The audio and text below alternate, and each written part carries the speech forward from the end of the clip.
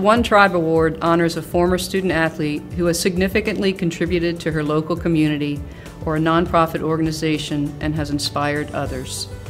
I was Kelsey's coach for field hockey for all 4 years and recruited her to William & Mary. The second Kelsey walked in the room and smiled, I was like, this is going to be good. This is going to be a great, fun interview, and she seems like the kind of kid that actually would be a perfect fit for William & Mary, and was truly one of our best players, just the heart of a lion, super competitive. And she came in with a class of 10, and they dubbed themselves the Shmen 10, and they all graduated in 4 years and all successfully launched to graduate school or to their careers, and it's just been a really tight group of kids from day one. And Kelsey, I'm sure, had a tremendous influence on their dynamics as a class. So many kids want to come in and just talk about themselves, and she had already done some things, charity work, and had been involved in some programs that it just struck me that her leadership was well on its way, and that she had so many qualities that align with what it takes to be a captain.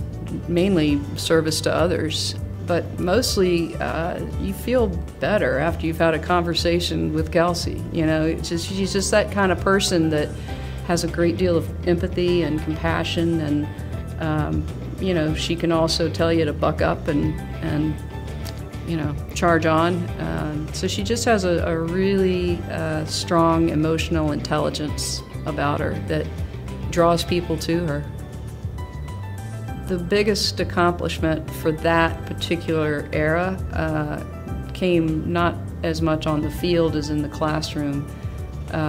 She and her teammates, and particularly that class, were just excellent students. Nawa majored in neuroscience and was on the med school track. She's just recently informed me that she got into nursing school. I think those are perfect paths for her to take, and maybe even nursing over medical school, just from the standpoint of she's so good at interactions and taking time with people that nursing might lend itself to more of those kind of interactions than even being a physician. Wherever Kelsey is planted, she blooms. And in Philly, I know she's been working with the Back on My Feet program, helping homeless literally get back on their feet, leading 5:30 a.m. runs through town. And her resume speaks for itself, but Kelsey kept a blog when she was in Thailand, and it read like a novel. She's a beautiful writer, and it was an amazing experience for her to be there. She helped start a soccer team for girls, and I think that whole experience was just one of those things that obviously she'll remember it for the rest of her life. Athletics has helped shape who she is, and through athletics she has been able to influence and affect others, and just has a tremendous influence on her community and on her expanded community around the world. She just seemed a natural fit for the award, and someone that I think we can all aspire to be more like her. Nawa, congratulations. I'm so proud of you, and I'm so pleased that you're here this weekend to accept this award. Congratulations.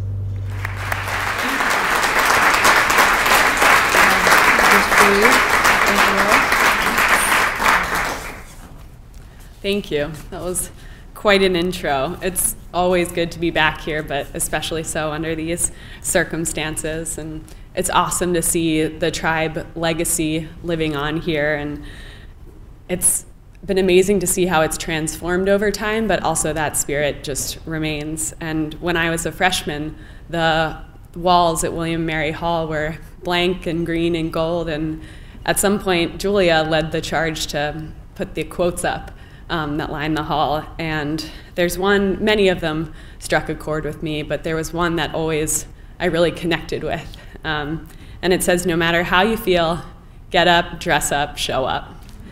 And there were many nights where I was up late studying organic chemistry and thermodynamics and things I use all the time in my daily life now. And that alarm would go off before a 7 a.m. lift, and I would not feel good. But I would get up, and I would dress up, and I would show up. And that's something that I do genuinely use every day in my life, especially when my alarm goes off at 5:08 a.m. before a back of my feet run.